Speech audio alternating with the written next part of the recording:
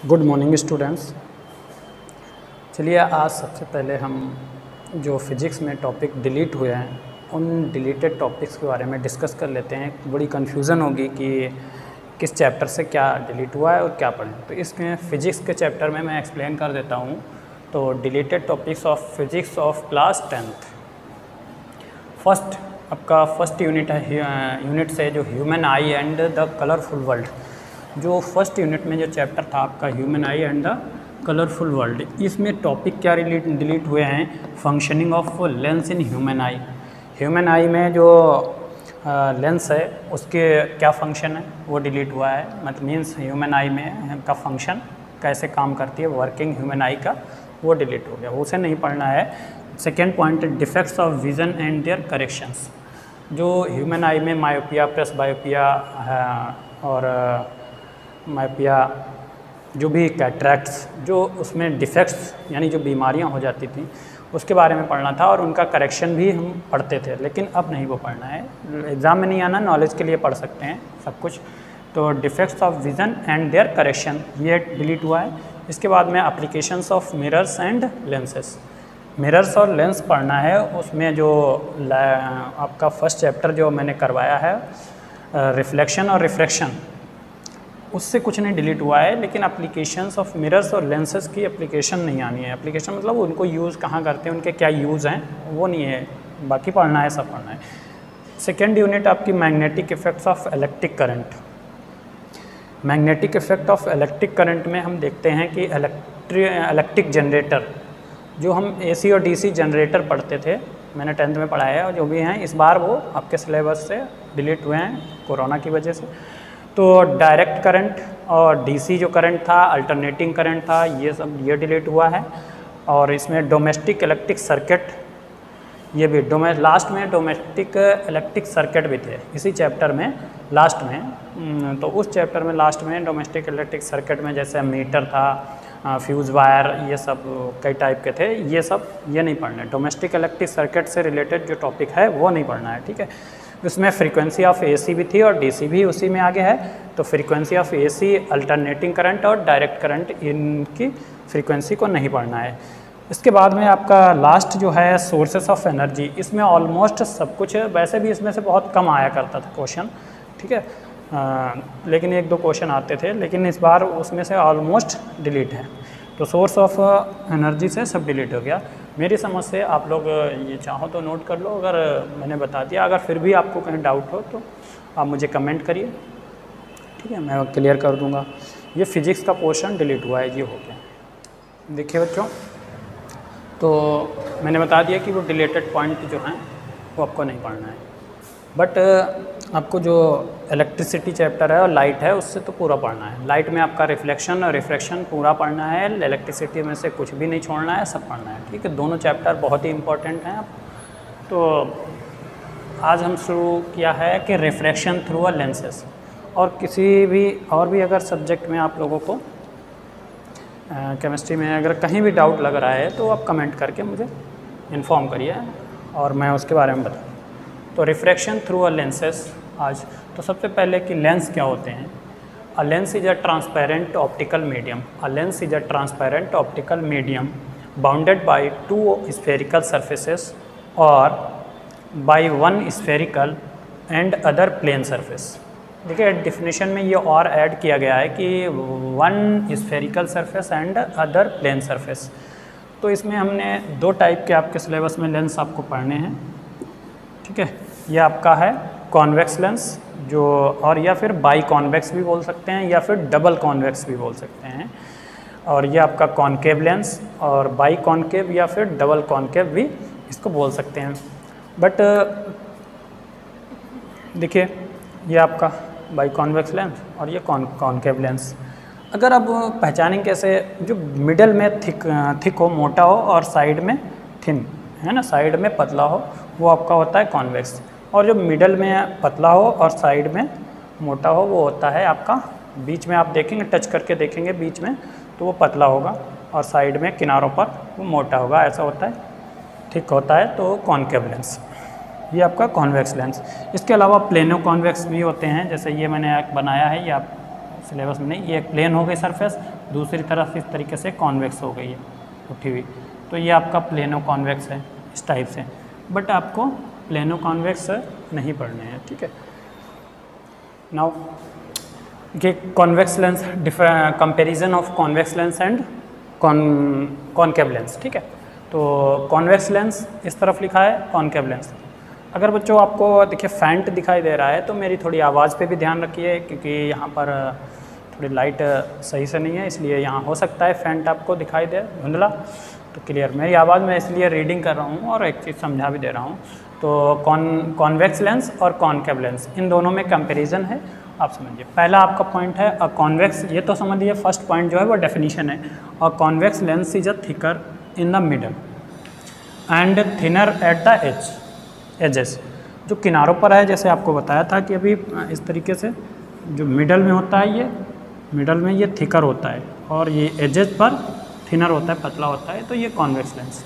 इसके बाद a concave lens is a thinner, just उसका opposite, a concave lens is thinner in the middle and thicker at the edges, ठीक है। दूसरा point, it is a converging lens, ये most important याद रखिए, ठीक है। तो ये आपका convex lens is a converging lens, है ना, it is a converging lens and it is a concave lens is a diverging lens, ठीक है। वीडियो पॉज करके लिख लिया करिए। तो it is a diverging lens और it convex lens, it has a real focus, it has a virtual focus. Now note down this point. So first point देखिए, important terms related to lenses. कुछ terms जो हैं lens से related, जैसे आपने mirror में भी पढ़े थे कि फोकस पढ़ा था, ऑप्टिकल सेंटर, यहाँ पर ऑप्टिकल सेंटर है, वहाँ पर पोल था, ठीक है। तो आपने लेंस मिरर में पोल पढ़ा, इसकी जगह ऑप्टिकल सेंटर यहाँ पर है। ऐसे ही फोकस था, फोकल लेंथ थी, और भी अपर्चर था। तो ये पॉइंट यहाँ पर भी कुछ पढ़ने हैं। तो जो डिफरेंस वाले पॉइंट हैं मैं वो लिख दे रहा हूँ, जो कॉमन पॉइंट हैं वो नहीं लिखूँगा। The geometrical centre, optical centre पहला है कि the geometrical centre point of a lens is known as optical centre. मतलब जो ज्योमेट्रिकल सेंटर है किसी लेंस का, ज्योमेट्रिकल सेंटर हमें मतलब उसकी ज्योमेट्री के अकॉर्डिंग कहें। कोई अगर जैसे रेक्टेंगुलर, जैसे लाइक दिस है, तो इसका ज्योमेट्रिकल सेंटर मतलब इसका हम देखें कि सेंटर कहाँ पर होगा, जैसे यहाँ पे है ना, तो जहाँ पे ऐसे डायगोनल बाइसेक्ट करेंगे तो ये, क्योंकि अगर ये यूनिफॉर्म है तो इसका यहाँ पर होगा ज्योमेट्रिकल सेंटर।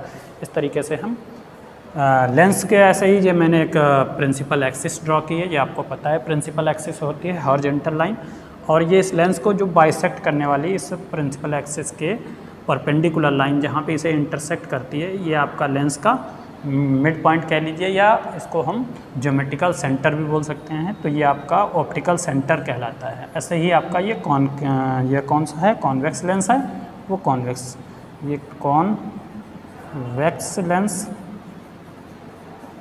और ये आपका कॉनकेव लेंस, ठीक है। तो दोनों में ऑप्टिकल सेंटर। Note down. तो aperture, the effective diameter of the spherical surfaces of a lens is called, दो बार लिख गया सॉरी, इज कॉल्ड अपर्चर। कि जो effective diameter of spherical surfaces of a lens, ये लेंस है, इसके स्फेरिकल सरफेस देखिए, ये से ये वाला लेंस है इसकी, देखिए तो ये से इसकी एक स्फेरिकल सरफेस ये है और एक इस तरफ से ये स्फेरिकल सरफेस है। तो इनका इफेक्टिव डायमीटर, ये इनके बीच की लाइन जो मैंने डॉटेड यहाँ पे बनाई है, जिसे हमने ए और ए डैश, तो ये यहाँ पर भी ए और ए डैश, ये इफेक्टिव डायमीटर है इन सरफेसेस का, ठीक है। यहाँ पे ना बना के इसको हम यहाँ बनाएं, ठीक है। यहाँ पर हम कह सकते हैं ये स्फेरिकल सरफेस है, तो ये आपका डायमीटर हो गया, और इधर आपका दोनों ये इक्वल ही होंगे, ठीक है। ये डॉटेड लाइन जो हैं ऐसे कह सकते हैं कि ए डैश, ए और ए डैश, ये आपके ए और ए डैश। तो ये इन स्फेरिकल सरफेस जो हैं, ये ऐसे स्फेरिकल सरफेस हैं, ये इनका जो डायमीटर है ये अपर्चर कहलाता है। ऐसे यहाँ पर भी ये अपर्चर है, ये नोट कर लीजिए। Next point, first principle focus, ठीक है। थोड़ा क्लियर नहीं है, आप कोशिश करिए, मैं बोल रहा हूँ इंक, ये it is a point on the principal axis of lens, ठीक है, at which the rays starting from और डायरेक्टेड, या तो स्टार्टिंग फ्रॉम या फिर directed to become parallel to principal axis after refraction. तो यहाँ पर देख रहे हैं ये कॉन्वेक्स लेंस है आपका, कॉन्वेक्स याद रखिएगा, कॉन्वेक्स है, ये कॉनकेव है, तो कॉनकेव, तो concave lens, convex lens. In case of convex lens ये फोकस से पास होंगे, ठीक है, और ये क्या होगा, जिस फोकस से ये से पास होंगी या जिस फोकस की तरफ से आएंगी और ये आफ्टर रिफ्रैक्शन ये पैरेलल हो जाएंगे। फिगर आपका सही बना होना चाहिए, एरो जो हैं आपके सही से यूज़ होने चाहिए, एरो जरूर लगाने चाहिए। तो ये रे देख रहे हो यहाँ से ऐसे डाइवर्ज हो रही हैं, लेकिन लेंस के बाद रिफ्रैक्शन हुआ तो ये प्रिंसिपल एक्सिस के पैरेलल हो गई, ठीक है।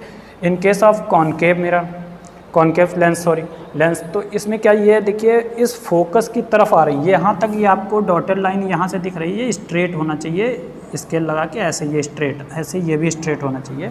फिर ये यहाँ फोकस की तरफ डायरेक्ट है, ठीक है, बट ये रिफ्रैक्शन के बाद ये पैरेलल हो जाती हैं ऐसे ये, ठीक है। क्लियर करिए, समझिए इसे कोशिश करके। तो इस पॉइंट को हम प्रिंसिपल फोकस कहेंगे, इसका ये प्रिंसिपल फोकस है और इसका ये प्रिंसिपल फोकस है, ठीक है।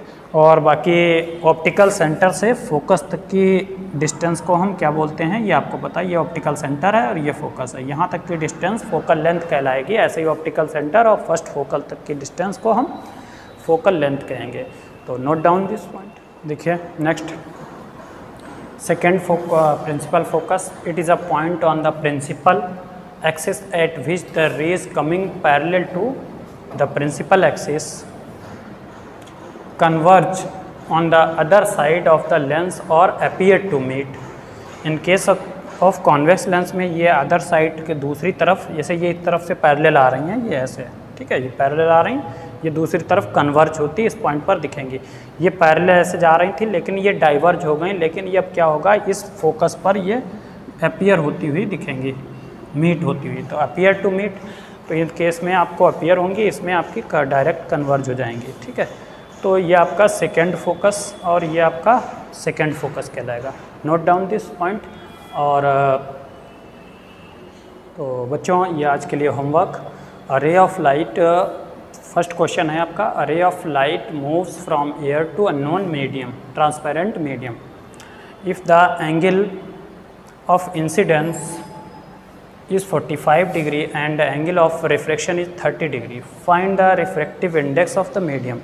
तो एंगल ऑफ इंसिडेंस और एंगल ऑफ रिफ्रैक्शन दोनों गिवन हैं, तो आपको स्नेल्स लॉ की हेल्प से refractive index of that medium find करना है।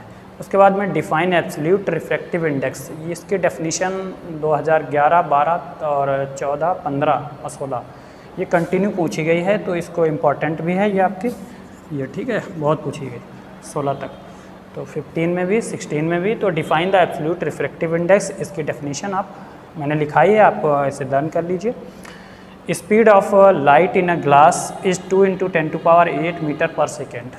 ग्लास में स्पीड, लाइट की स्पीड कितनी, 2 × 10⁸ metre per second. What is the refractive index, RI लिख दिया मैंने, रिफ्रैक्टिव इंडेक्स ऑफ ग्लास। तो आज के लिए इतना ही। सो आप लोग ठीक है, आज के लिए thanks, have a nice day.